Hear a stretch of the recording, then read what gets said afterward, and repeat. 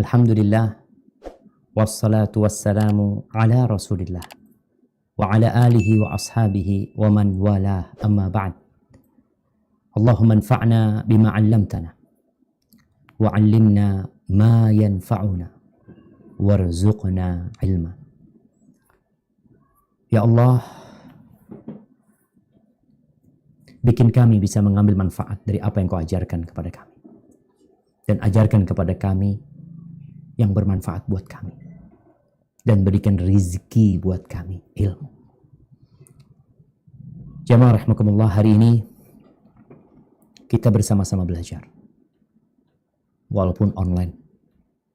Ana baru saja mengikuti rapat di kampus yang membicarakan bagaimana semester depan kampus kita harus mengikuti teknologi yang ada, handphone yang ada, yang mungkin selama ini dianggap mengganggu berlangsungnya pendidikan dan pembelajaran. Dengan COVID-19 ini, subhanallah, Allah memberikan sebuah berkah buat kita. Bahwa itu handphone, itu gadget, sekarang digunakan untuk menuntut ilmu. Untuk belajar. Bukan lagi sebagai penghalang atau penggoda orang dari menuntut ilmu, tapi dengan alat itu engkau menuntut ilmu. New normal yang mungkin didengung-dengungkan. Ya kita mau nggak mau new normal. Belajar dengan online. Niat tetap harus dipasang. Pengawasan dari Allah Subhanahu wa taala tetap harus dihadirkan. Kalau kajian kita kan nggak wajib. Tapi kalau ngajar mahasiswa mereka harus hadir. Mau tidak mau ada absen di sana. Tapi kita enggak. Yang mau ikut tafadhol, yang enggak mau ikut juga enggak ada sanksi buat dia. Maka semoga kajian online ini tetap bisa diikuti dengan segala godaan. Kadang-kala putus, kadang-kala ada telepon masuk, kadang-kala ada notifikasi toko-toko online. Tapi bismillah. Semoga Allah menambahkan ilmu yang bermanfaat buat kita. Ahibati fillah, semua ingin masuk surga. Kalau kita tanyakan kepada semua orang yang ada di muka bumi ini, dia ingin masuk surga. Ketika dia tahu surga itu apa. Ketika dia tahu di sana ada segala keindahan yang tanpa batasan yang dapat dinikmatin oleh manusia. Tapi ternyata masuk surga itu tidak mudah. Ketika seorang sahabat Nabi bertanya kepada Nabi SAW tentang amalan yang memasukkan ke surga dan menjauhkan dari api neraka, apa kata Nabi SAW? Laqad sa'alta an azim. Yang engkau pertanyakan adalah sesuatu yang besar, yang berat. Wa innahu la yasirun ala man yassarahu Allahu alaih. Tapi hal itu akan menjadi mudah buat siapa? Buat orang-orang yang dimudahkan oleh Allah. Maka kita memohon kepada Allah dengan nama-namanya yang indah dan sifat-sifatnya yang mulia agar memudahkan jalan kita menuju surga. Ada orang yang berjalan menuju surga dengan niat, dengan bekal. Tapi ternyata dia nggak masuk surga. Apa penyebabnya? Ada penghalangannya. Ada penghalang dia yang menghalangi dia masuk surga. Contohnya nih, kita umpamanya kita punya duit, kita bawa bekal, kita mau masuk ke sebuah mall, mau belanja. Sampai sana kita ditolak. Loh, ana bawa duit loh, katanya. Ana mau beli, ana nggak mau minta naam. Loh, kenapa nggak boleh masuk? Kok nggak pakai masker? Harus pakai masker. Ternyata ada yang menghalangi dia untuk masuk ke pasar. Salah satunya adalah ada aturan harus pakai masker. Kemarin kita lihat sebagian orang yang punya uang dan dia hendak terbang ke kota kelahiran dia. Sampai ke airport, anak punya paman. Sampai ke airport. Dia sudah rapid test, sudah macam-macam. Sampai sana dibalikin. Ada hal lain, ada aturan baru yang harus dipenuhi. Sehingga seorang muslim, hendaklah dia belajar supaya dia tidak tertolak. Padahal dia merasa berhak dia masuk. Tapi ternyata ada penghalang yang menghalangi dia masuk surga. Orang-orang Yahudi Dan orang-orang Nasrani mengklaim surga itu hanya untuk mereka. Jadi kalau bicara surga, surga ini siapa yang menciptakan? Allah Azza wa Jalla. Yang menentukan fulan masuk surga, fulan nggak boleh masuk surga. Siapa? Rabbul Alamin. Ana nggak mungkin Ana mengklaim, kamu nggak boleh masuk surga kamu. Kamu masuk surga. Yang ikut aku masuk surga. Yang ikut fulan masuk neraka. Surga itu milik Allah. Sehingga kalau bicara klaim pengakuan surga itu milik Ana saja, engkau siapa? Allah sebutkan di surat Al-Baqarah ayat 111-112. Mungkin bisa kita baca. Nah, tafadhal.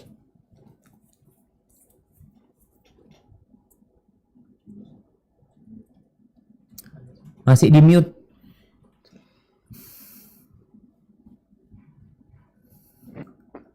Tes. Ya. A'udzu billahi minasy syaithanir rajim. Wa qalu lan yadkhulal jannata illa man kana hudan aw nasara. Tilka amaniyuhum. Qul hatu burhanakum in kuntum shadiqin. Bala man aslama wajhahu lillahi wa huwa muhsinun falahu ajruhu 'inda rabbih wa la khaufun 'alaihim wa la hum yahzanun.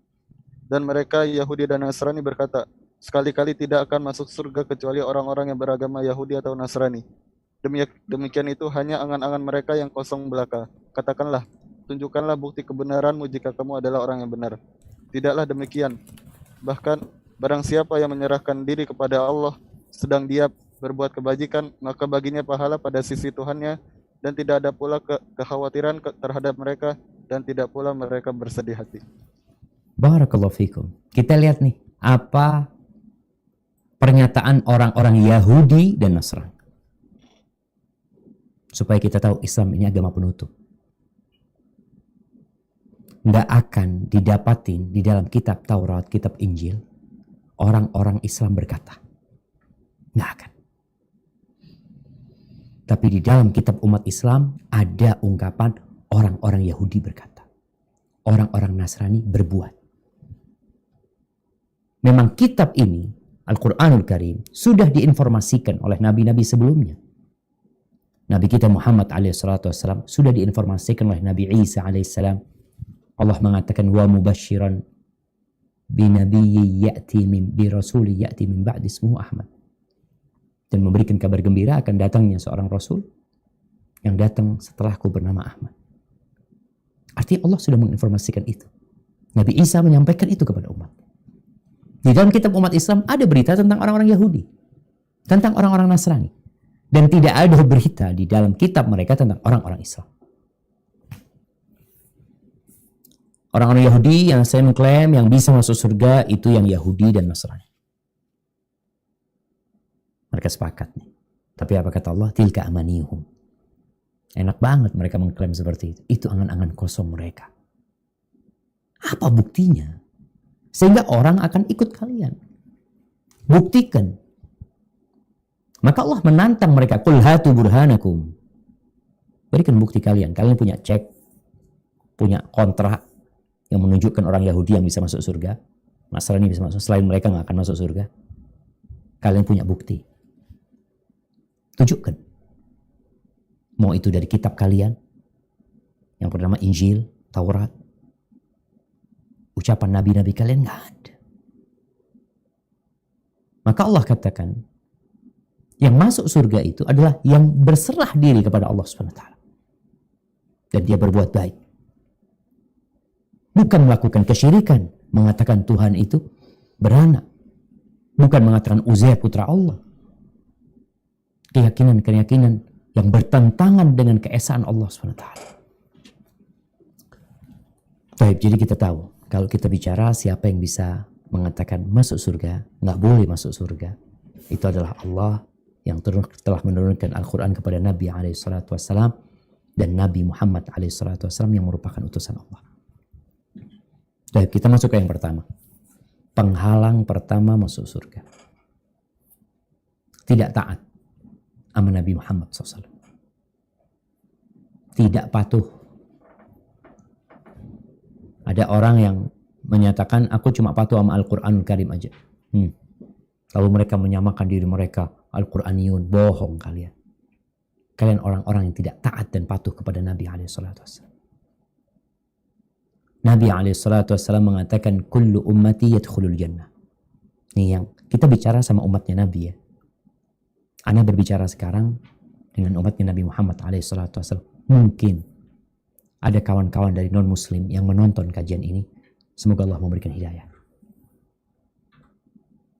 Kita sedang menunjukkan jalan untuk kembali ke surga Allah SWT. Kita bukan penduduk bumi ini. Nabi SAW mengatakan, kullu ummati yadkhulul jannah. Semua umatku itu masuk surga. Subhanallah. Pokoknya jadi umat Nabi Muhammad SAW masuk surga. Illa man aba. Kecuali yang tidak mau masuk surga. Subhanallah. Akhirnya bertanyalah para sahabat, waman ya'ba ya Rasulullah? Siapa yang enggan masuk surga itu siapa? Orang-orang Yahudi Nasrani aja mengklaim mereka masuk surga. Artinya mereka ingin masuk surga. Siapa yang enggan masuk surga? Lalu Nabi SAW mengatakan, man ata'ani dakhalal jannah wa man asani faqad aba. Barang siapa yang taat kepadaku, maka dia masuk surga. Barang siapa yang bermaksiat kepadaku, maka dia telah enggan masuk surga. Ini penghalang umum. Taati Allah, taati Rasulnya, selesai masuk surga. Engkau umatnya Nabi Muhammad SAW, di semua mengaku. Keluarkan KTP Islam. Asyhadu an la ilaha illallah wa asyhadu anna Muhammad Rasulullah. Tapi engkau patuh nggak sama Allah? Taat nggak sama Rasulullah SAW? Dan Allah jelaskan di dalam Al-Quranul Karim.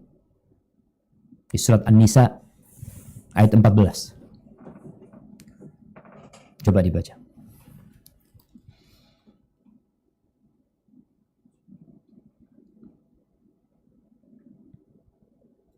Nah.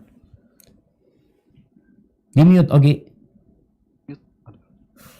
Ya. ومن يعص الله ورسوله ويتعد حدوده يدخله نارا خالدا فيها وله عذاب مهين. Dan barang siapa yang mendurhakai Allah dan Rasulnya dan melanggar ketentuannya, niscaya Allah memasukkannya ke dalam api neraka sedang ia kekal di dalamnya, dan baginya siksa yang menghinakan. Nih, walaupun engkau mengaku umatnya Nabi alaihi salatu wassalam. Wa man ya'sillah, yang bermaksiat kepada Allah dan Rasulnya. Ini urusan dengan perintah. Tidak jalinin. Larangan malah dikerjain. Perintah ditinggalkan, larangan dikerjain. Apa yang akan terjadi? Yudkhilhu naran khalidan fiha. Maka engkau berharap masuk surga. Allah akan masukkan dia ke neraka. Kekal di sana. Akan ada azab bagi dia, azab yang menghinakan. Ahibati fillah, dalam kehidupan kita, kehidupan dunia, kita dapat melihat orang-orang yang taat dengan aturan yang dibuat dan orang-orang yang durhaka, yang melanggar. Di perusahaan ada jam kerja. Yang masuk tepat waktu, keluar tepat waktu, di dalam tempat kerja dia bekerja dengan baik, insya Allah dapat gaji. Tapi tatkala dia semaunya dia. Ana mau datang jam 9, jam 10 ana bangun, jam 10 ana bangun. Ya udah. Dia akan dipecat. Pemilik perusahaan mengatakan ini bukan perusahaan mbahmu. Bukan. Dan kita tahu bumi ini milik Allah Azza wa Jalla. Bukan milik orang tua kita. Bukan milik gubernur. Bukan milik presiden. Innal arda lillah. Bumi ini milik Allah. Kalau kamu masuk surga, taat. Bermaksiat, ya udah. Semua umat Nabi masuk surga kecuali yang enggan masuk surga. Tapi yang kedua, menghalang masuk surga. Di antara perintah Allah yang paling besar adalah mentauhidkan Allah. Bahkan itu perintah yang paling utama. Maka barang siapa memberikan ibadah, suatu amalan yang seharusnya ditujukan kepada Allah semata, lalu dia berikan kepada selain Allah, meskipun ngaku Islam, nggak masuk surga. Meskipun ngaku Islam, mengaku pengikut Nabi Muhammad SAW. Ahibati fillah, Allah mengatakan wa annal masajid lillah fala tad'u ma'allahi ahada. Masjid-masjid itu milik Allah. Jangan engkau memohon bersama Allah selain Allah, engkau masukkan di sana. Karena masih ada orang-orang yang mencari pesugihan, mencari kekayaan kepada selain Allah. Memohon kepada selain Allah. Ada tempat-tempat yang dikeramatkan. Mungkin sebagiannya ada kuburan. Sebagiannya ada gua keramat. Sebagiannya ada pantai yang keramat buat mereka. Ketika kita bicara tempat itu keramat, apa dalil? Kemudian di sana memberikan sesembelihan kepada selain Allah. Memohon kepada selain Allah. Apa kata Allah Subhanahu wa taala? Coba dibuka di surat Al-Mu'minun ayat 117.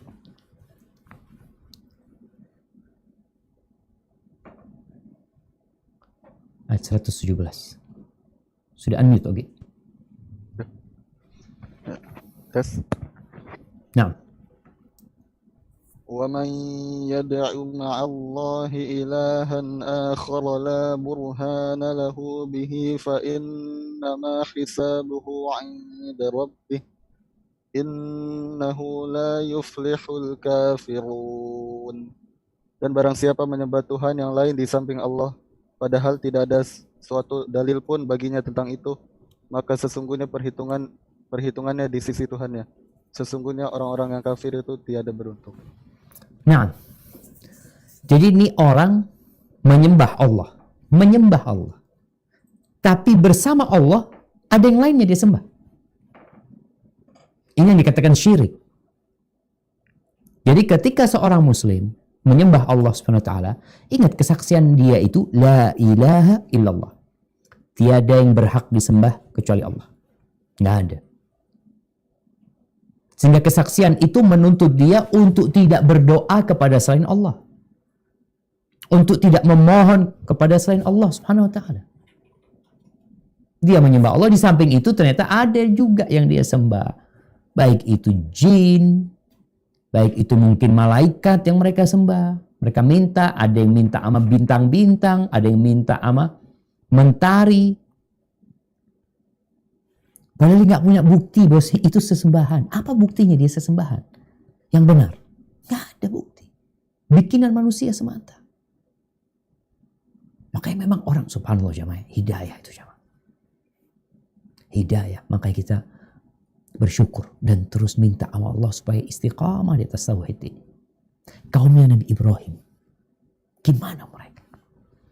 Ketika Nabi tanya sama kaumnya setelah udah dihancurin itu. Patung-patungnya udah dihancurin. Tinggal yang paling besar. Masih kokoh. Nabi Ibrahim dipanggil. Ya Ibrahim. A'anta fa'alta hada bi'alihatina. Ya Ibrahim. A'anta fa'alta hada bi'alihatina. Ya Ibrahim. Apakah engkau yang ngerjakan ini? Ngancurin ini? Kata Ibrahim. Bal fa'alahu kabirum hada. Tapi yang ngancurin mereka yang paling besar tuh. Fas'aluhum in kanu yantikun. Kalian tanyakan kepada berhala yang hancur-hancur. Tanya, Mas, yang ngancurin kamu siapa? Jangan tanya sama ana. Nabi Ibrahim mengatakan itu yang paling besar. Dan kalian untuk membuktikan siapa yang melakukan, tanyakan kepada yang kecil-kecil yang hancur itu. Bukan tanya yang paling besar. Soalnya kalau kau tanya sama yang paling besar, mungkin nggak ngaku dia nantinya. Karena orang kalau melakukan kejahatan, kan, enggak, bukan aku, udah jangan tanya sama dia, tanya sama yang hancur-hancur. Mas, apa nama sesembahannya? Mas Lata. Siapa yang ngancurin kamu? Ini. Lalu mereka mengatakan, gimana engkau nyuruh kami tanya sama mereka? Mereka nggak bisa ngomong. Loh, kalian nggak bisa ngomong, kalian minta sama mereka. Kalian berdoa, minta sama mereka. Tapi apakah kaumnya dapat hidayah? Enggak. Subhanallah ya. Ya Allah, benar-benar kita itu kadang-kala ini orang logikanya kemana? Cukup sama Allah. Makanya Nabi Ibrahim ketika dilemparkan ke dalam api, apa kata beliau? Hasbunallah. Cukup Allah. Wa ni'mal wakil. Allah sebaik-baiknya penolong, pelindung. Kenapa mau cari di tempat lain? Ahibati fillah, kelak tuh orang-orang yang menyembah berhala, yang ada yang menyembah Nabi Isa alaihissalam, ada yang menyembah Uzair, adalah sesembahan-sesembahan yang banyak di muka bumi ini. Ketika pada hari kiamat, yang disembah itu akan berlepas diri. Enggak. Kalian salah nyembah kita. Mereka berharap sesembahan-sesembahan mereka, kalau itu berhala, kalaupun itu mentar, nanti di hari kiamat itu sesembahannya bantuin mereka gitu. Kan banyak orang mengatakan, tenang, nanti hari kiamat urusanmu, kita yang bantuin engkau. Pokoknya engkau ikutin aku, selesai urusanmu. Ya. Allah ceritakan bagaimana kerugian orang-orang yang memalingkan ibadah kepada selain Allah SWT. Coba dibuka surat Al-Ahqaf ayat 5 dan 6.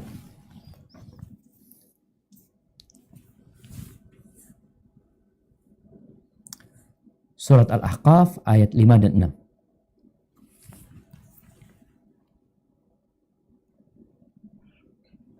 وَمَنْ أَضَلُّ مِمَّنْ يَدْعُو مِنْ دُونِ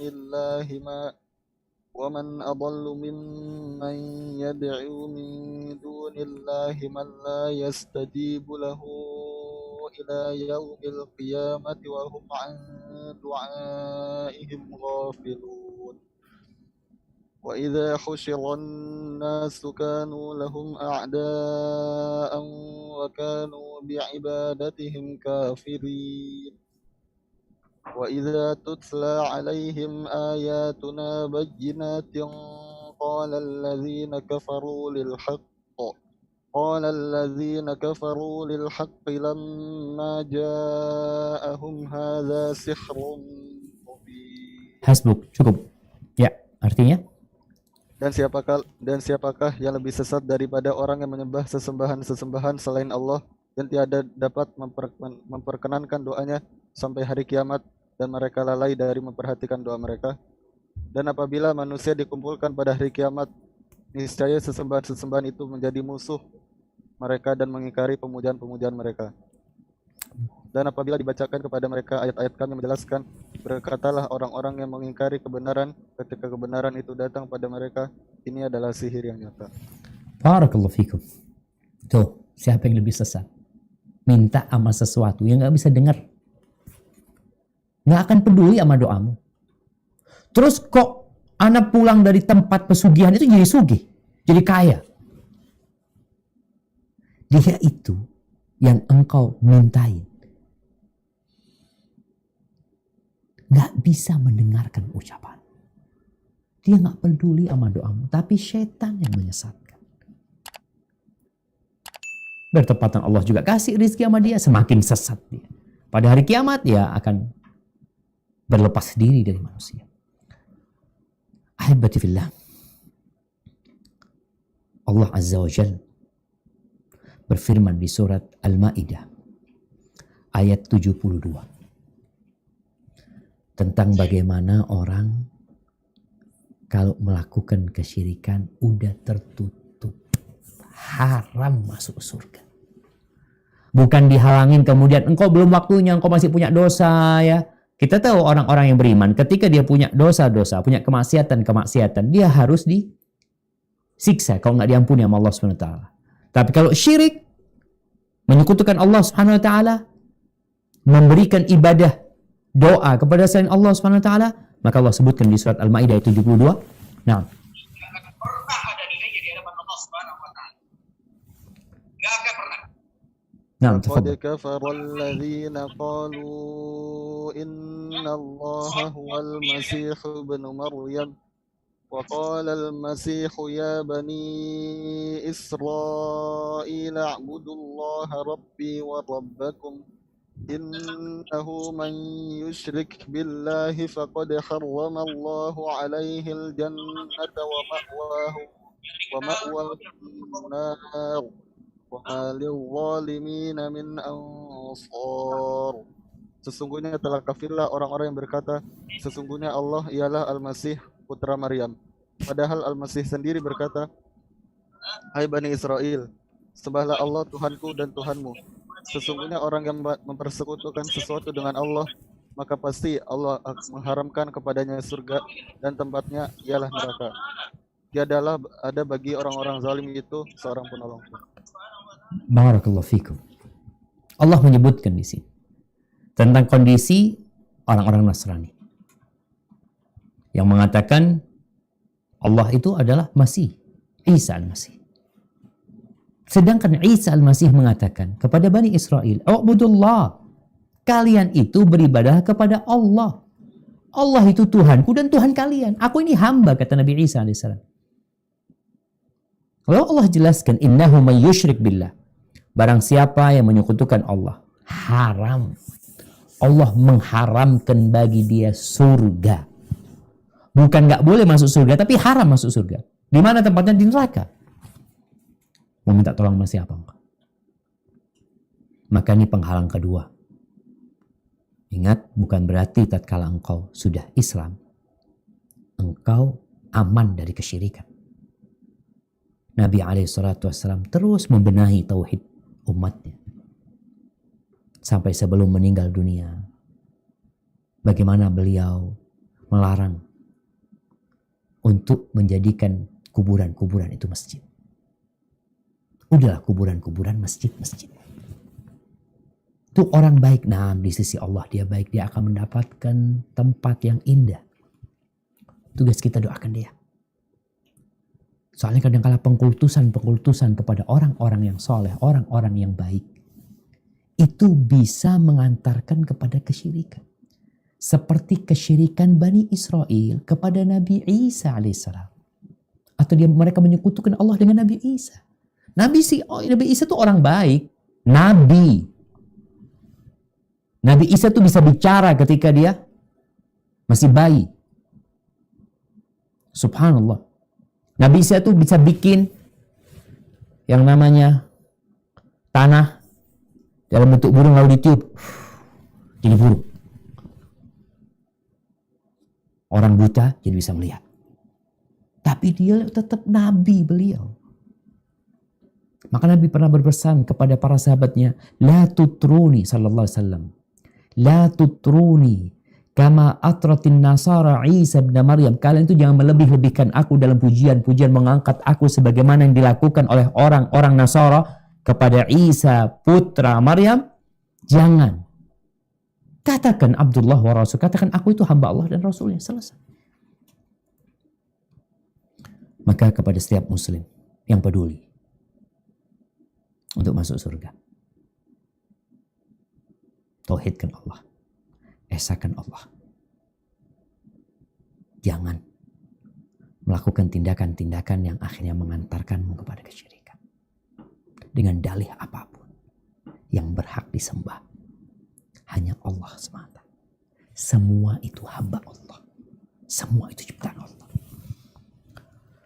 Barakallahu fikum. Baik, kemudian yang ketiga yang menjadi penghalang orang masuk surga, patuh sama setan. Setan ini musuh kita. Yang dia inginkan kita masuk neraka. Nggak perlu kita berdebat untuk urusan ini. Dia nggak ingin kita masuk surga. Oleh karena itu, kalau kita melihat ayah bunda kita, Nabi Adam alaihissalam dan istrinya Hawa, tatkala mereka mentaati syaitan, makan dari pohon yang terlarang itu, keluar dari surga. Udah di dalam surga, disebabkan patuh sama syaitan, yang tentunya karena melanggar perintah Allah yang di awal tadi kita bicarakan, keluar dari surga. Lalu gimana mau masuk surga? Allah menceritakan kepada kita, anak-anaknya Nabi Adam alaihissalam. Kita ini semua keturunan Nabi, jemaah. Antum itu semua keturunan Nabi. Nabi siapa? Nabi Adam. Nabi siapa lagi? Nabi Nuh alaihissalam. Alhamdulillah. Jadi ketika ada orang yang berbangga dengan nasabnya, ya, meninggikan nasabnya, merendahkan nasab orang lain, katakan kepada dia, Mas, podoai Mas. Sama aja aku sama engkau. Aku keturunan Nabi, engkau keturunan Nabi. Yang membedakan kita itu ketakwaan kepada Allah SWT. Nih, di surat Al-A'raf. Ayat 72, Masya Allah. Mudah-mudahan gak salah. Seperti ayat yang tadi kita baca. Ayat 72. Di surat Al-Ma'idah. Bisa dibuka? Kayaknya salah nih jemaah. Nah, tunggu Anda lihat. Di surat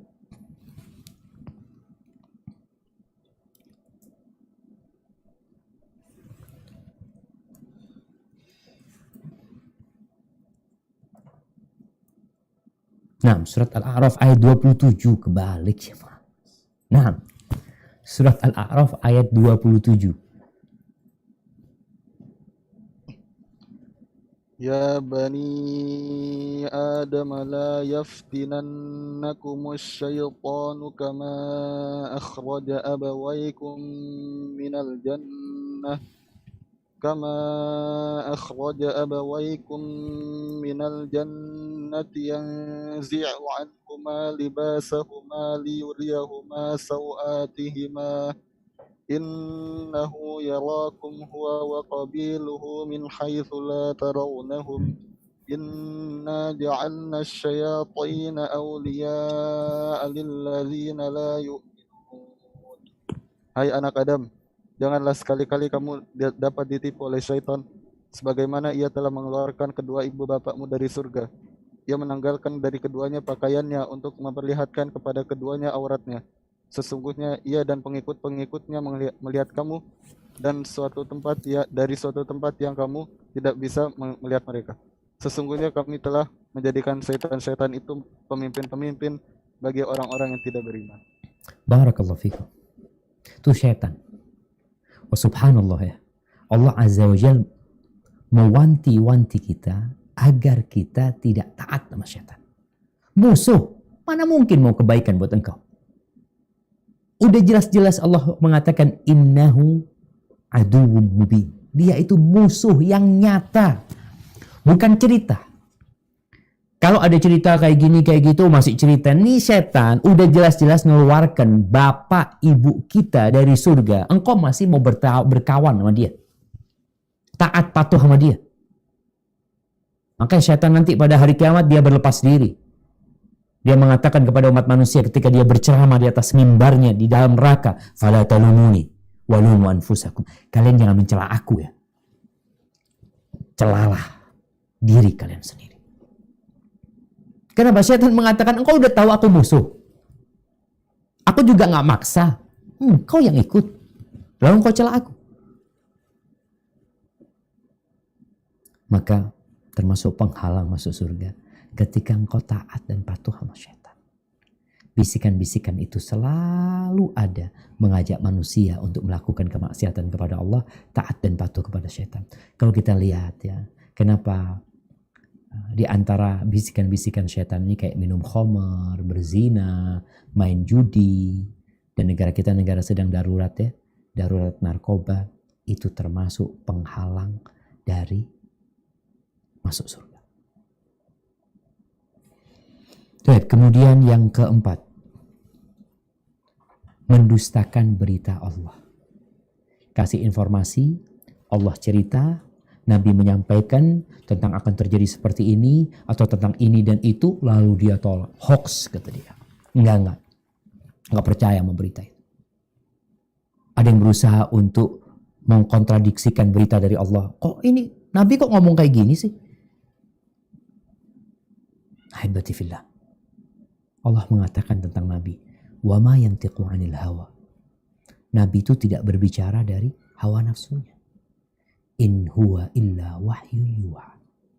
Yang disampaikan Nabi itu wahyu. Jadi bukan hawa nafsu. Bukan hasil riset dan penelitian. Yang mungkin setelah bertahun-tahun laporan itu dirubah. Karena terjadi, ya kalau kita bicara virus COVID-19, orang bikin laporan mungkin 3 bulan yang lalu, 4 bulan yang lalu.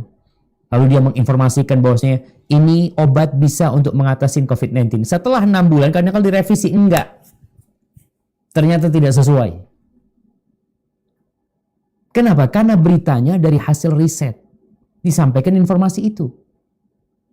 Tapi ini beritanya dari Allah Subhanahu wa ta'ala. Ala ya'lamu man khalaq. Apa Allah nggak tahu? Allah yang menciptakan. Allah menceritakan tentang hal-hal yang telah terjadi. Kisah Nabi Adam penciptaannya. Engkau percaya nggak? Bahwasanya kita ini diciptakan dari tanah. Atau engkau berpikiran bahwa nenek moyangmu itu kera. Seperti teori Darwin. Engkau percaya mana? Bahwasanya terjadi evolusi ya? Yang katanya dari makhluk satu sel, kemudian nanti dia jadi ikan atau apa, kemudian dia keluar dari air, kemudian dia nanti bisa terbang, apa, manusia dulunya adalah kera ya. Kemudian setelah itu dia dengan bertambahnya waktu, lalu dia bisa berdiri tegak menjadi manusia. Yang ana heran, kera-kera di kebun binatang kok belum jadi manusia? Atau waktunya beda mungkin, generasinya berbeda. Kita nggak percaya dengan itu. Engkau percaya nggak? Sama Allah menceritakan misalnya kita dari tanah, dan Nabi Adam, dan kita anak keturunan Nabi Adam alaihissalam. Sejak awal, anda percaya bahwa manusia itu mentauhidkan Allah. Bukan sebaliknya, manusia itu dulu nggak tahu sama Tuhan. Cari-cari Tuhan, ketemu Tuhannya. Lah. Sejak awal Allah ngajarin langsung Nabi Adam alaihissalam. Nama-nama benda. Allah langsung. Nabi Adam mentauhidkan Allah. Maka asal mula manusia, ini berita dari Allah, adalah mentauhidkan Allah. Kesyirikan datang karena godaan setan. Ahibati fillah, orang kalau sudah mendustakan berita Allah dan Rasulnya, itu biasanya ada kesombongan di diri mereka. Allah sebutkan di surat Al-A'raf ayat 40-41. Silakan dibaca.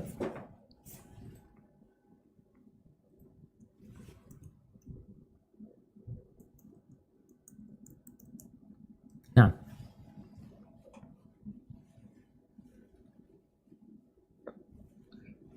Innal ladzina kazzabu biayatina wastakbaru anha la tufattahu lahum abwabus samaa لا تفتح لهم أبواب السماء ولا يدخلون الجنة حتى يلج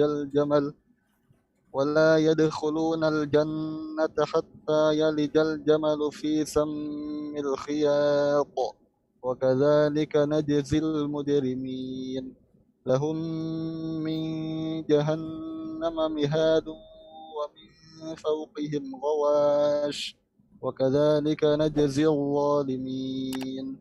Sesungguhnya orang-orang yang mendustakan ayat-ayat kami dan menyombongkan diri terhadapnya, sekali-kali tidak akan dikabulkan bagi mereka pintu-pintu langit, dan tidak pula mereka masuk surga hingga unta masuk ke lubang jarum. Demikianlah kami memberi pembalasan kepada orang-orang yang berbuat kejahatan. Mereka mempunyai tikar tidur dari api neraka, dan di atas mereka ada selimut api neraka. Demikianlah kami memberikan balasan kepada orang-orang yang zalim. Tuh, didustakan ayat-ayat Allah. Dikasih tahu nih, kayak gini yang benar, nggak mau. Wastakbaru anha, tambah lagi sombong. Merasa lebih hebat. Bikin aturan, merasa aturannya lebih hebat dari aturan Allah Subhanahu wa taala. Maka ketika perasaan itu ada di diri manusia, yang pertama dia mendustakan ayat-ayat Allah. Yang isi ayat-ayat Allah itu ada yang informasi, ada yang berita, ada yang perintah, dan ada perasaan sombong, merasa dia bisa bikin, merasa aturannya lebih baik, gak akan dibuka pintu langit buat dia, gak akan masuk surga. La yadkhulunal jannah hatta yalijal jamalu fi samil khiyat. Sampai kita tahu jarum, biasanya jarum itu di ujungnya ada lubang kecil yang untuk masukin benang. Kecil lubangnya. Kadang-kala kita masukkan berulang kali. Mereka tidak akan masuk surga sampai onta bisa masuk sana. Oh, mustahil onta masuk sana. Itu balasan buat orang-orang penjahat. Orang-orang zalim. Dibakar neraka. Selimutnya neraka. Ahibati fillah. Bicara kesombongan. Nabi SAW dalam hadis Abdullah bin Mas'ud radhiyallahu anhu pernah mengatakan, la yadkhulul jannah man kana fi qalbihi mithqal dzarratin min kibir. Nggak akan masuk surga orang yang di dalam hatinya ada seberat zarrah, seberat semut kecil dari kesombongan. Engkau punya kesombongan seberat semut kecil nggak masuk surga. Akhirnya ada sahabat yang bertanya, ya Rasulullah, innar rajula yuhibbu an yakuna thawbuhu hasanan wa na'luhu hasanan. Ya Rasulullah, gimana? Ada orang yang kepingin bajunya bagus, sandalnya bagus. Gimana? Artinya dalam bayangan dia nggak boleh pakai yang bagus-bagus karena yang bagus-bagus itu menunjukkan kepada sombongan. Maka Nabi SAW mengatakan, innallaha jamilun yuhibbul jamal. Allah itu maha indah dan Allah mencintai keindahan. Jadi kalau antum mau pakai baju bagus, mau pakai motor bagus, celana bagus, sandal bagus, mau punya rumah bagus, apa yang bagus-bagus nggak apa-apa. Tapi Nabi mengatakan, al-kibru batarul haqqi wa ghamtun nas. Sombong itu menolak kebenaran dan meremehkan orang lain. Ini penghalang masuk surga. Engkau banyak ibadahmu, Masya Allah. Banyak ketaatanmu, ya Allah jangan ditanya. Tapi engkau menolak kebenaran dan meremehkan orang. Dikasih tahu, malah mencak-mencak. Merasa dia yang benar, engkau yang salah. Orang dianggap semuanya di bawah dia. Maka berbahaya. Apabila yang disampaikan kepadamu adalah kebenaran, ikutin. Baik, penghalang masuk surga juga adalah meninggalkan sholat dan mengikuti syahwat. Allah sebutkan ini di surat Maryam ayat 59-60 tentang bagaimana ada generasi yang hidup. Ternyata generasi ini memalukan. Kita tuh melanjutkan generasi yang baik. Kalau kita ngelihat di Indonesia umpamanya lah generasi yang berjuang agar Indonesia ini merdeka, ya. Tahu-tahu ada generasi selanjutnya yang mau membubarkan NKRI. Kita akan katakan, engkau gimana? Orang-orang sebelum mau berjuang, engkau sekarang memalukan, ngerusak yang ada. Dalam agama kita juga ada seperti itu. Generasi-generasi yang sebelumnya kita tahu mereka adalah orang-orang yang taat kepada Allah Subhanahu wa taala. Patuh kepada Nabi alaihi salatu wasallam. Masjid penuh mereka sholat di sana. Kemudian ada generasi selanjutnya yang na'udzubillah min dzalik, ya. Coba dibaca di surat Maryam ayat 59-60.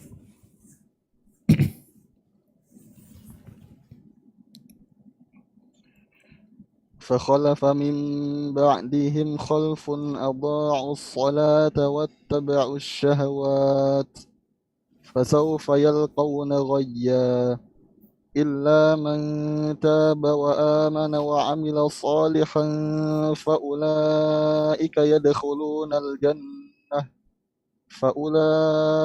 يدخلون الجنة ولا يظلمون شيئا. Maka datanglah sesudah mereka pengganti yang jelek dan menyia-nyiakan salat dan memperturutkan hawa nafsunya, maka mereka kelak akan menemui kesesatan. kecuali orang yang bertaubat, beriman dan beramal soleh, maka mereka itu akan masuk surga dan tidak dianiaya atau dirugikan sedikit pun. Masya Allah, barakallahu fiikum. Kita lihat nih, ada generasi yang buruk. Yang Allah sebutkan, mereka mensia-siakan sholat. Sholat, Ustaz, sholat. Tapi ya, Idul Fitri, Idul Adha.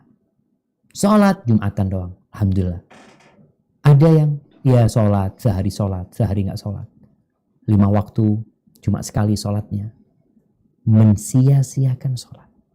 Rukun Islam yang kedua. Yang kita tahu orang yang meninggalkan sholat ini, para ulama berbeda pendapat tentang keislamannya. Sebagian beranggapan dia telah melakukan dosa besar, sebagian mengatakan nggak ada bagian dari Islam dia, sudah bukan orang Islam.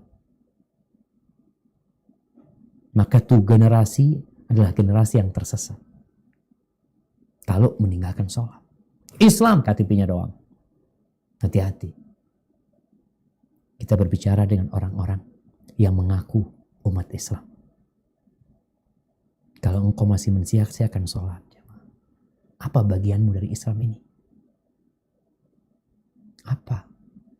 Allah nggak minta banyak kepadamu. Mengikutin syahwatnya. Apa keinginan dia ikutin. Yang menjadi imam dia, yang menjadi komandan dia, syahwatnya, kemauannya. Padahal kita tahu neraka itu dikelilingi dengan syahwat. Sedangkan surga itu dipagari dengan hal-hal yang dibenci oleh jiwa. Makanya kita lihat, sholat itu berat. Mengikuti syahwat enak. Ini generasi mengabaikan sholat, kemudian dia mengikuti syahwat. Kecuali yang bertobat, ada pintu tobat. Tentunya tobatnya kembali sholat.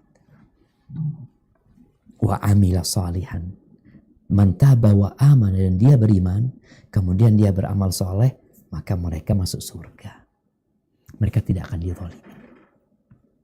Dan kemudian penghalang masuk surga selanjutnya adalah durhaka sama orang tua. Nih buat ya kawan-kawan yang masih punya orang tua, pintu surga terindah tuh orang tua kita. Itu pintu yang paling indah. Kalau antum ternyata nggak masuk surga lewat orang tua yang punya budi besar atas keberadaanmu di muka bumi ini, lalu engkau mau cari pintu surga yang mana? Yang kata Nabi alaihi salatu wassalam dalam hadis riwayatkan Imam Ahmad, "Thalathatun harramallahu tabaraka wa ta'ala alaihimul jannah." Ada 3 manusia yang Allah mengharamkan surga buat mereka. Mengharamkan surga buat mereka. Haram kau masuk surga. Siapa mereka? Yang pertama, mudminul khamar. Orang yang candu narkoba. Candu minuman keras. Candu khamar. Udah sampai candu. Insya Allah. Na'udzubillah min dzalik. Dicek kencingnya, rambutnya, apanya udah positif. Kalau kita baru berapa lama kita lihat mereka bertahun-tahun kebanyakan. Oh subhanallah ya, rahmatnya Allah. Orang tuh kalau baru berbuat dosa, itu masih Allah tutupin. Mungkin dia bertobat. Maka kebanyakan yang ditangkap oleh reserse narkoba ini, rata-rata mereka udah bertahun-tahun pakai. Kalau dikatakan enggak, saya baru pertama kali ini itu, bertahun-tahun udah pakai. Itu Allah haramkan masuk surga. Kecuali bertobat. Lalu yang kedua, wal'aq, yang durhaka sama orang tua. Engkau durhaka sama orang tuanya. Engkau mau punya amalan sebanyak apapun. Dosamu ini nanti kau ditimbang sama amal solehmu. Nggak ngangkat amal solehmu yang ditakutkan. Karena Allah larang kau masuk surga. Wadayuth alladhi yuqirul khubtha fi ahli. Dan orang-orang yang sudah tidak punya rasa cemburu lagi. Kemungkaran, kemaksiatan terjadi di keluarganya. Na'udzubillah, yang ini berzina, yang ini bawa laki-laki, yang ini keluar dengan perempuan, ya. Dibiarin semuanya. Maka ditakutkan. Itu jadi penghalang kita masuk surga. Yang penting aku kan tidak ganggu orang lain. Masuk surga, nggak masuk surga itu bukan ketentuan kita. Dari tadi yang Anda bacakan, qala Allah, qala Rasul. Allah yang punya surga, Allah yang punya aturan. Kita nggak boleh bikin-bikin aturan sendiri. Pokoknya yang baik masuk surga. Yang baik menurutmu seperti apa? Engkau bukan pencipta. Engkau manusia. Engkau bukan diutus oleh pencipta untuk menyampaikan dari dirinya juga. Dan di dalam hadis riwayat Tabrani dan disahihkan oleh Syekh Al-Albani rahimahullahu taala, Jabir bin Abdullah meriwayatkan, kharaja alaina Rasulullah SAW wa nahnu mujtami'un. Pada suatu hari Rasulullah SAW keluar menjumpai kami, kita sedang berkumpul. Faqala iyyakum wa uquqal walidain. Kalian jangan sampai durhaka sama orang tua. Hindari durhaka sama orang tua. Itu Nabi pesan sama generasi terbaik umat ini. Fa inna rihal jannah tujadu min masirati alfi am. Wallahi la yajiduha ahaq. Baunya surga itu bisa dicium dari jarak 1000 tahun. Demi Allah, kata Nabi SAW, orang yang durhaka sama orang tua tidak akan mencium bau surga. Demi Allah, kata Nabi SAW. Maka itu penghalang yang besar. Dan termasuk penghalang dari masuk surga adalah memutuskan silaturahim. Nabi juga mengatakan sallallahu alaihi wasallam, la yadkhulul jannata qati', gak masuk surga orang yang memutuskan silaturahim. Antum perbaiki. Kita itu hablum minallah baik, hablum minan nas harus terjaga. Jangan hanya berpikir aku yang penting baik sama Allah, sama keluarga apa. Nggak mau hubungan sama mereka. Kau putuskan silaturahim. Kau sama kawan baik, sama kerabatmu nggak baik. Nggak masuk surga yang memutuskan silaturahim. Dan ini banyak terjadi di masa seperti sekarang, jemaah. Nasihat anak, saatnya kita di masa pandemik seperti ini perhatian sama kerabat-kerabat kita, keluarga-keluarga kita, yang mereka mungkin susah. Ya, kadang-kala orang susah itu malu mau datang ke tempatnya saudaranya yang kaya. Karena dalam bayangan dia, nih butuh uang, baru datang. Engkau sekarang yang harus tanya kondisi mereka. Engkau sekarang yang harusnya telepon sama mereka. Engkau minta nomor rekening mereka. Kalau memang tidak bisa berjumpa sama mereka, engkau masih bisa berbagi sama mereka. Apa yang engkau akan bawa nanti? Kemudian yang terakhir mungkin untuk kajian kita kali ini adalah mengadu domba. Itu termasuk penghalang masuk surga. Nabi alaihi salatu wassalam, ini ceritanya Hammam ibn Harith qala, kunna julusan ma'a Hudzaifah fil masjid. Suatu hari, ini cerita tabi'in, kita sedang duduk bersama sahabat Nabi yang bernama Hudzaifah ibn Yaman di masjid. Tahu-tahu ada seorang laki-laki yang datang duduk sama kita. Duduk sama kita. Lalu ada yang ngomong sama Hudzaifah. Hudzaifah, ini orang yang baru saja duduk. Inna hadha yarfa'u ila sultani asya. Ini orang yang suka menyampaikan berita-berita kepada pemerintah. Kerjanya memang memata-matai. Ada berita-berita ini itu. Dia sampaikan kepada penguasa. Faqala Hudzaifah. Lalu Hudzaifah menyampaikan sabda Nabi SAW. Orang itu ada. Sami'tu Rasulullah sallallahu alaihi wasallam yaqul. Aku mendengar Rasulullah sallallahu alaihi wasallam bersabda, la yadkhulul jannah qattat. Enggak masuk surga orang yang mengadu domba. Ini hadis riwayat Imam Muslim. Ada riwayat lain yang mengatakan la yadkhulul jannah namam. Enggak masuk surga orang yang namam. Sebagian ulama membedakan antara qattat dengan namam. Mereka mengatakan Qattat itu adalah orang yang ngumpulin omongan orang-orang, dipotong-potong sama dia, atau bahkan dia tambahin ya. Omongannya itu ditambah-tambahin sama dia. Kalau namam itu mungkin cuma memindah. Kalau qattat itu ditambahin supaya lebih seru. Kalau namam ini sama juga, nggak masuk surga.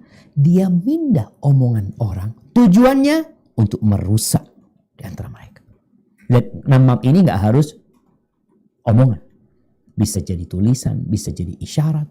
Yang penting dia ingin merusak hubungan antara dua orang yang baik. Maka ahbati fillah, hati-hati dengan pemberi berita kepadamu. Yang men-share sesuatu kepadamu. Fulan ngomong kayak gini, fulan ngomong kayak gini, hati-hati. Karena tidak masuk surga orang yang mengadu domba. Hadza wallahu a'lam bishawab. Itu mungkin yang bisa kita kaji pada kesempatan kali ini. Mungkin kita masuk ke sesi tanya jawab. Nah, Ana persilahkan. Syukran jazakumullah khairan Ustaz atas materi yang telah disampaikan. Masya Allah, sangat mudah-mudahan sangat bermanfaat bagi kita semua. Insya Allah. Kita masuk ke sesi tanya jawab. Pertanyaan pertama Ustaz. Assalamualaikum warahmatullahi wabarakatuh Ustaz. Waalaikumsalam warahmatullahi Jazakallah khairan wa barakallahu fiik. Ustaz, Anda Davin dari Mahat Fiwa Bogor ingin bertanya, apakah pelaku ghibah bisa memasukkan pelakunya ke dalam surga? Dan kalau begitu bagaimana bagi mereka para pembawa acara gosip di TV Ustaz? Jazakallah khairan.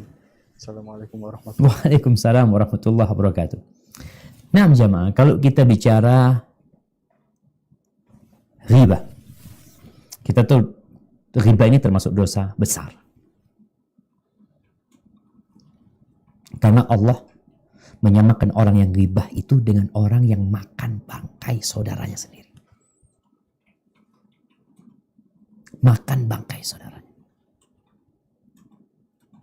Rasulullah sallallahu alaihi wasallam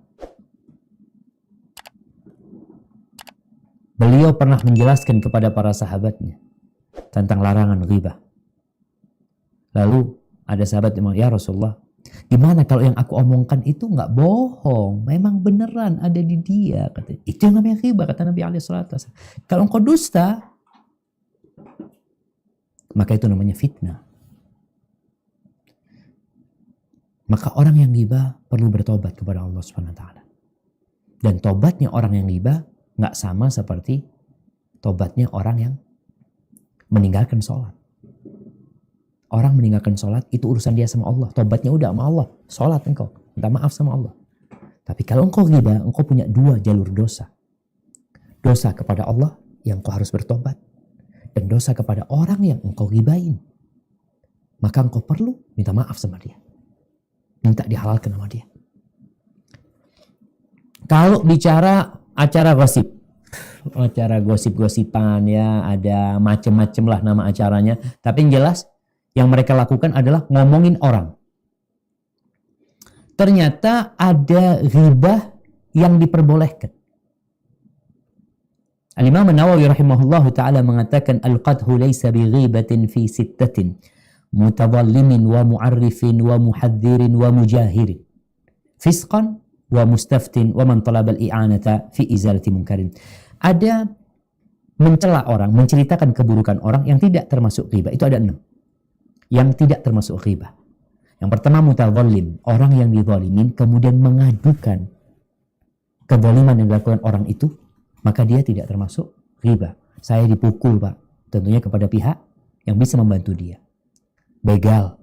Yang begal saya fulan. Umpamanya. Yang mencuri fulan. Itu boleh menceritakan kejelekan orang. Yang kedua, wa mu'arrif. Orang yang sekedar memberikan identitas ya. Buat orang, umpamanya. Dia ngasih tahu, kok kenal nggak sama fulan? Fulan yang mana, kata dia? Itu loh, ini nggak paham dia. Itu loh, fulan yang maaf, sombing. Kejelekan dia. Oh iya, jadi sekedar bukan untuk mencela dia, tapi untuk memberikan sesuatu yang sehingga dia dikenal. Makanya kalau kita lihat kadang-kala di perawi-perawi hadis itu ada al-a'mash, ada ad-dharir, yang buta, atau yang kurang bisa ngelihat, ada yang al-a'raj, ada yang pincang. Itu semua adalah untuk ta'rif, untuk sekedar identitas aja, bukan untuk menceritakan kejelekannya. Artinya orang nggak kenal kecuali disebutkan itu. Yang mana sih fulan itu? Itu loh Affan yang matanya picek. Oh iya. Mau seperti itu. Baik, yang ketiga muhadzir. Kita menceritakan kejelekan orang untuk mewanti-wanti masyarakat. Hati-hati sama fulan. Fulan ini peminum. Jangan berteman dengan fulan. Itu boleh. Untuk memberikan pencerahan. Atau masuk muhadzir itu juga ketika ada fulan kepingin tanya, gimana ada fulana mau menikah sama fulan, gimana menurutmu fulan? Aduh fulan hati-hati, dia itu udah pacaran sama fulan, hati-hati sama dia. Maka itu boleh. Yang keempat, mujahirin fisqan. Yang diperbolehkan adalah menghibain atau ngomongin orang yang berbuat dosa terang-terangan. Berbuat dosa besar terang-terangan. Berzina terang-terangan, ya. Minum khamar terang-terangan, ya. Dosa-dosa besar dilakukan terang-terangan, maka kehormatan dia nggak ada. Wa mustaftin. Kemudian orang yang minta fatwa, Ustaz, suami anak kayak gini kayak gitu, hukumnya apa? Dia minta fatwa, bukan menjelekkan suaminya, tapi dia meminta fatwa. Namun mau tidak mau dia sebutkan. Kemudian yang terakhir, wa man talabal i'anata fi izalati munkarin. Yang meminta pertolongan dalam menjauhkan atau menghindari, menghilangkan kemungkaran. Kita panggil tuh fulan, rumahnya fulan ini dibikin tempat maksiat. Kita laporkan. Boleh yang seperti itu. Baik. Dan ghibah itu menyebutkan kekurangan saudaramu, dzikruka akhaka bima yakrah, menyebutkan tentang saudaramu yang dia nggak suka, yang dia tidak suka. Kalau dia suka disebutkan ya bukan ghibah. Kalau kita bicara acara-acara gosip-gosip atau apalah, mereka suka. Ada yang bahkan memang membuat sensasi supaya digosipin. Maka tadi ada orang-orang yang berbuat dosa memang terang-terangan. Dosa besar ya. Fasik dia. Maka dia diomongin dia seneng. Bukannya dia marah. Hadza wallahu a'lam bishawab. Nah.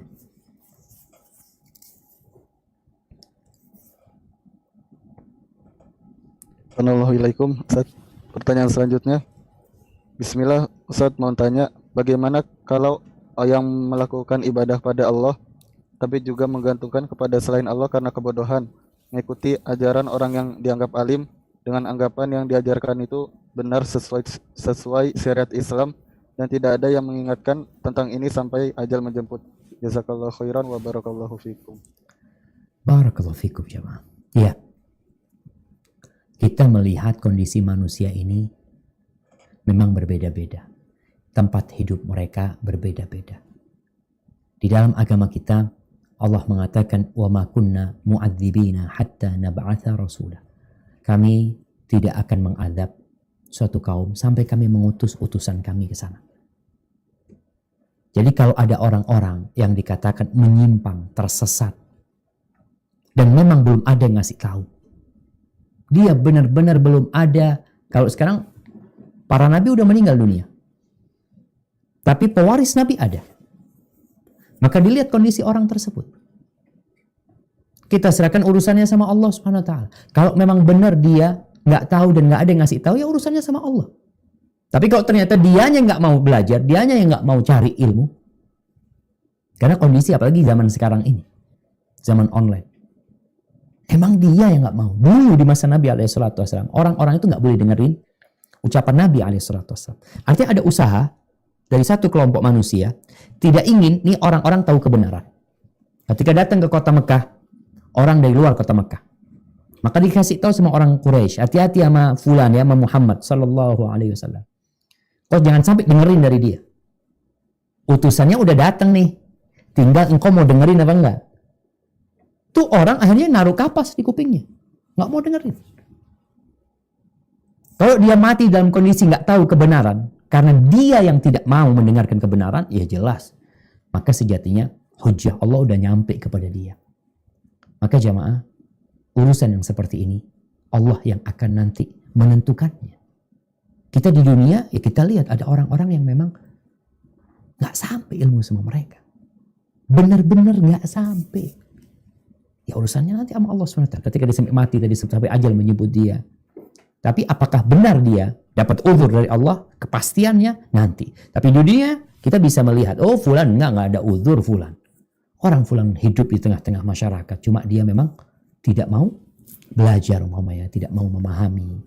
Hadza wallahu a'lam bishawab. Masalah al-uzur bil jahl ini memang termasuk pembahasan yang panjang di antara para ulama, tapi intinya kita berkeyakinan bahwasanya orang-orang yang tidak sampai kepada mereka ilmu, tidak sampai kepada mereka hujjah ya, dan Allah tahu mereka punya uzur, ya Allah akan memberikan uzur. Tapi kalau enggak, ya akan ada hisab, semuanya akan dihisab. Hadza wallahu a'lam bishawab.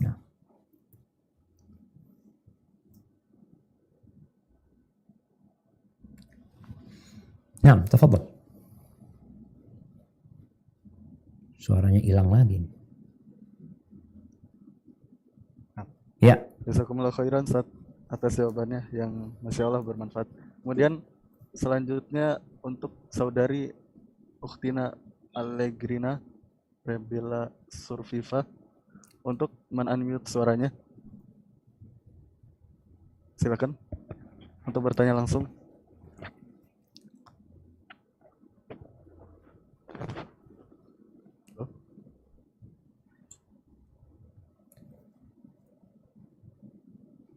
Nah, silahkan. Ya. Assalamualaikum warahmatullahi wabarakatuh Pak Ustadz. Waalaikumsalam warahmatullahi wabarakatuh. Alhamdulillah hari ini saya dapat rezeki, Allah ya Razak bisa menghubungi langsung Pak Ustadz karena sejak saya di Kuala Lumpur pun saya sudah kejar-kejar Pak Ustadz. So I'm very happy today. Pertanyaannya Pak Ustadz, mohon izin pertanyaannya. Saya ini punya suami, tapi suami saya tidak begitu rajin mencari uang dan saya lebih rajin mencari uang. Jadi saya suka bermulut pedas, tapi saya melaksanakan semua ibadah, saum, apa segala macam. Nah, bagaimana caranya supaya Allah menerima ibadah saya dan bagaimana ya? Karena kan saya manusia, jadi saya baru belajar, baru hijrah Pak Ustadz. What should I do? Apa yang harus saya lakukan supaya Allah ridho kepada saya? Karena kan pusing Pak Ustadz kalau kita perlu uang kita sedikit. Nah, mungkin karena pemahaman agama saya tidak bagus. Terima kasih Pak Ustadz, Ya, itu saja yang saya ingin jawab. Tapi saya pikir bukan hanya untuk saya ini. So many women pasti juga menginginkan jawaban, tapi they don't want to asking. Sementara saya alhamdulillah berani bertanya. Alhamdulillah, alhamdulillah. Masya Allah, barakallah fiik. Siap Ibu. Masya Allah jemaah. Ya, ini mungkin betul nih katakan Ibu tadi. Apalagi di masa sekarang ini banyak perempuan-perempuan yang mungkin pintar cari uang ya. Suaminya mungkin punya kelemahan di sisi penghasilannya, sehingga hal itu menyebabkan kondisi rumah tangga itu nggak damai gitu. Kepemimpinan yang seharusnya ada di suami, terkadang mungkin ada kudeta dari istri mengkudeta suami, dia yang jadi pemimpin. Karena dalam pandangan dia, aku yang bisa cari uang. Ahibati fillah. Yang pertama buat para lelaki. Allah Azza wa Jalla mengangkatmu sebagai pemimpin. Ar-rijalu qawwamuna 'alan nisa. Laki-laki itu diangkat menjadi pemimpin. Allah yang menetapkan. Karena apa? Karena dua hal. Bima faddalallahu ba'dahum 'ala ba'd. Karena memang Allah lebih mengutamakan laki-laki dari sisi kemampuan dia untuk menjadi pemimpin. Hak cerai ada di tangan dia. Dia menikah tanpa dengan wali, itu aturan yang Allah bikin. Tapi perempuan harus dengan wali. Perempuan tidak bisa menceraikan dirinya kecuali dia gugat cerai. Wa bima anfaqu min amwalihim. Dan karena apa yang mereka infakkan dari harta mereka. Suami punya kewajiban memberikan nafkah. Baik, ini buat kaum laki-laki. Buat kaum wanita, Allah mengatakan di ayat yang sama, fasalihat ta'i'at. Perempuan-perempuan yang soleh itu taat sama suaminya. Dengan segala kekurangan suaminya. Maka ketika seorang wanita merasa dia itu telah melampaui kewajibannya, dia yang seharusnya mendapatkan nafkah dari suami, tapi suaminya malas umpamanya. Atau suaminya ya tidak terlalu pandai atau nggak rajin cari uang. Yang menjadi kewajiban dia. Sehingga perempuan ini yang mencari uang, dia yang dapat uang, kadangkala memang kepemimpinan suami itu pincang. Seperti orang punya dua kaki, tapi satu kakinya tidak terlalu maksimal. Terus apa sikap wanita mendapati suami seperti ini? Tetap taat dan patuh. Apa yang memotivasi dia? Taat sama Allah SWT. Ya, ini suami anak oke lah.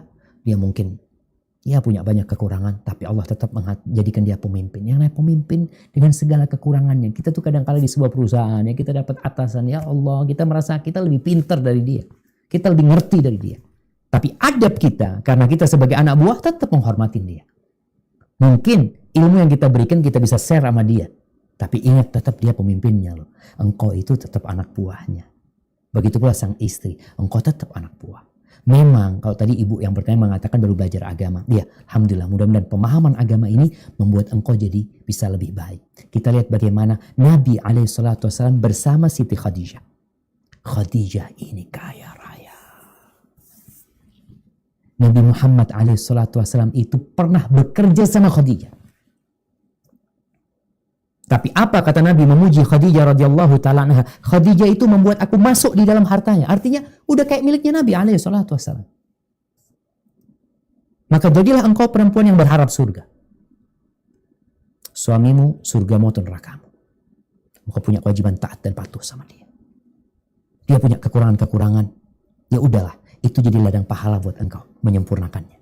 Di masa Nabi SAW juga ada sahabat-sahabat yang mungkin tidak pandai cari uang. Ada. Seperti Abdullah bin Mas'ud radhiyallahu anhu. Istrinya namanya Zainab. Zainab ini punya pekerjaan di rumah, menenun, mengapa. Dari hasil itu dimakan sama keluarga.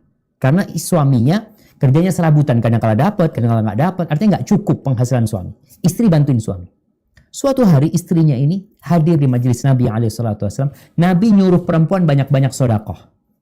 Maka pulang dari kajian, ini manfaat ilmu.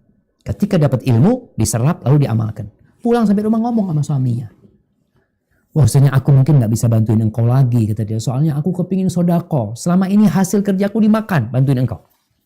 Artinya, aku ingin sodako. Tapi apa kata suaminya? Gak apa-apa. Allah tidak akan menelantarkan kita. Kalau hasil kerjamu ingin kau sedekahkan. Allah gak akan menelantarkan kita. Tapi coba engkau tanya kepada Nabi SAW. Akhirnya karena kadangkala ada case-case yang berbeda hukumnya gitu loh, yang perlu penjelasan. Maka akhirnya nih sahabat perempuan Zainab tanya sama Nabi SAW. Apa jawab Nabi SAW? Yang engkau berikan kepada suamimu sodakoh. Maka di sini jangan sampai perempuan-perempuan yang menolong suaminya, yang membantu suaminya, sodakohnya hilang gara-gara pedes ngomongnya. Karena Allah mengatakan, la tubtilu sadaqatikum bil manni wal adha. Wahai orang-orang yang sodakoh, kalian jangan membatalkan sodakoh kalian dengan mengungkit-ngungkit dan menyakiti. Jadi perempuan sekarang sodakoh sama suaminya. Ya udah, niatnya ikhlas lillahi ta'ala. Nggak perlu diungkit-ungkit. Oh, engkau dulu aku bantuin, aku yang capek, aku ini nggak perlu. Supaya pahalanya nggak hilang. Dan memang perlu nata hati. Kadang-kala kesel sama suami. Tapi ketika berpikir nggak ada masalah. Kita ini di dunia, anak akan berjumpa sama Allah sendirian. Engkau juga berjumpa sama Allah sendirian. Masing-masing sebenarnya kita ini. Maka anak akan manfaatkan peluang sekarang. Dapat suami seperti ini. Anak akan banyak-banyak sodako. Bayangkan anti sodako, anti juga makan. Alhamdulillah. Karena nanti kalau ngasih nafkah sama suami, bantuin suami beli ini itu bawa ke rumah, dimakan, anti makan. Alhamdulillah. Anti dapat pahala sodako. Anti bisa menjalankan roda kehidupan ini. Dengan tetap. Dan semoga nanti masuk surga bersama keluarga. Hadza wallahu a'lam bishawab. Jazakumullah khairan Ustaz atas jawabannya yang Masya Allah dapat mencerahkan hati, insya Allah hati kami dan pikiran kami.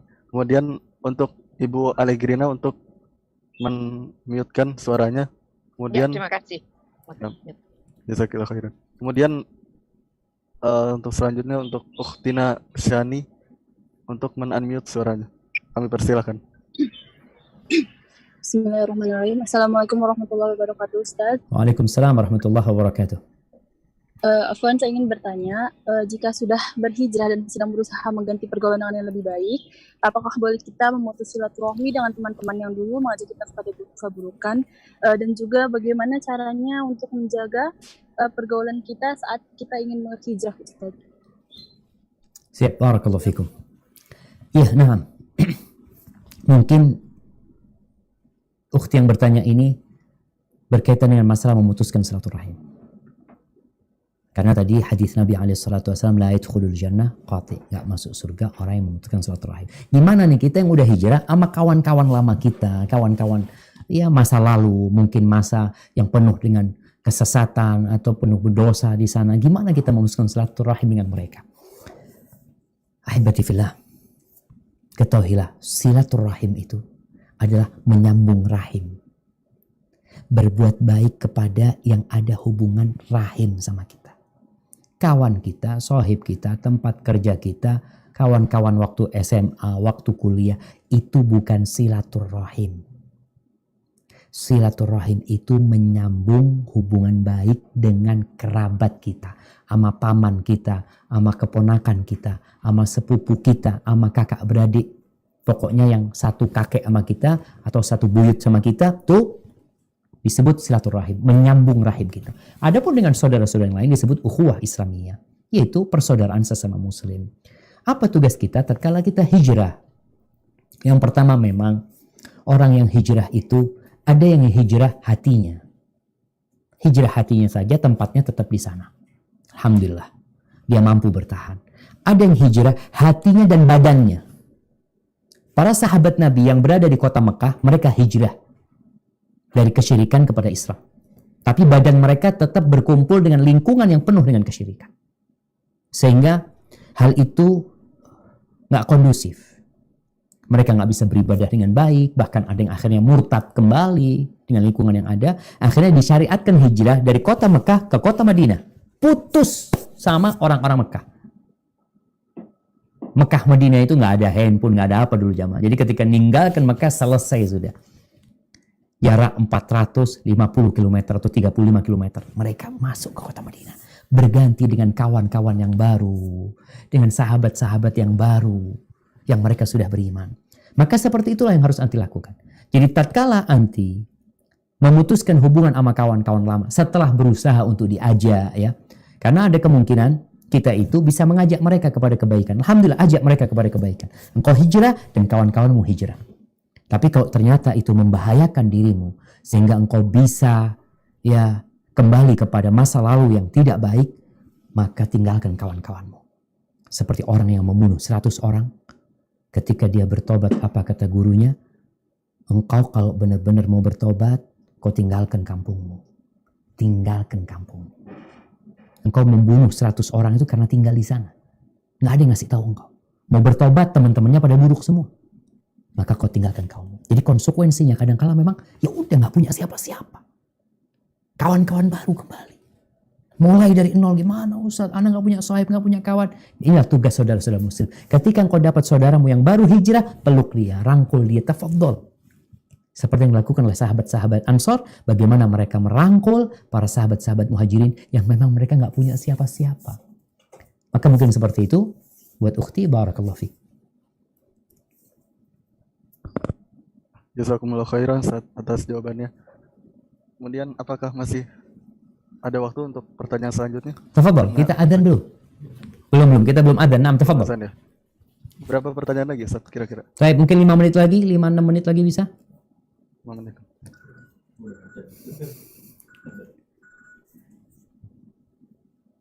Assalamualaikum Ustaz. Waalaikumsalam warahmatullahi Afwan, wabarakatuh. saya ingin bertanya, amalan yang paling utama membuka pintu surga menghafal Al-Quran atau dengan menuntut ilmu bisa? Barakallahu fikum. Nah, yang pertama kunci surga itu la ilaha illallah. Semuanya harus dimulai dengan syahadat kita. Setelah itu ada banyak amalan. Kalau ketika datang Abdullah bin Mas'ud tanya kepada Nabi SAW, amalan apa yang paling mulia? Kata beliau adalah as-salatu ala waqtiha, salat tepat waktu.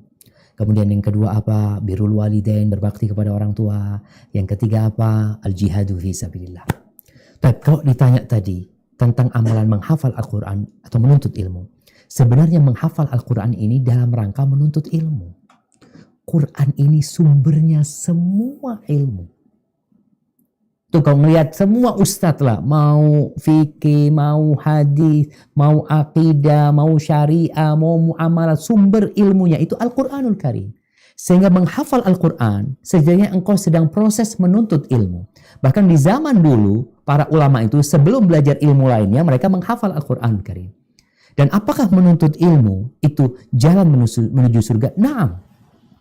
Jalan menuju surga. Bahkan kata Nabi SAW, "Man salaka tariqan yaltamisu fihi ilman, sahhalallahu lahu bihi tariqan ilal jannah." Barang siapa yang meniti jalan menuntut ilmu, maka Allah akan memudahkan bagi dia jalan menuju surga.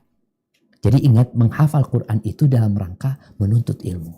Jadi usahakan niatmu ikhlas lillahi ta'ala, dan Allah akan bukakan pintu-pintu menuju surga. Karena engkau belajar, oh ternyata ini nggak boleh. Seperti yang kita lakukan hari ini.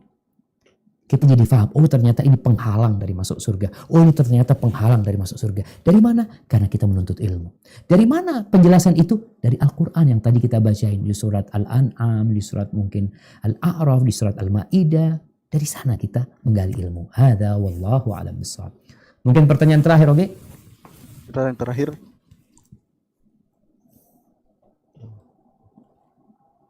Afwan, anak Erwin izin bertanya, bagaimana sikap anak kepada istri bapak atau istri kedua atau ketiga? Apakah sama dengan perlakuan kita terhadap ibu kandung? Ibu Ana sudah wafat. Barakallahu fiik. Naam jamaah. Jadi kalau bicara, ingat buat anak-anak ya, yang mendapati bapaknya kawin lagi. Jangan sampai kecintaanmu kepada ibumu membuat engkau durhaka sama ayahmu.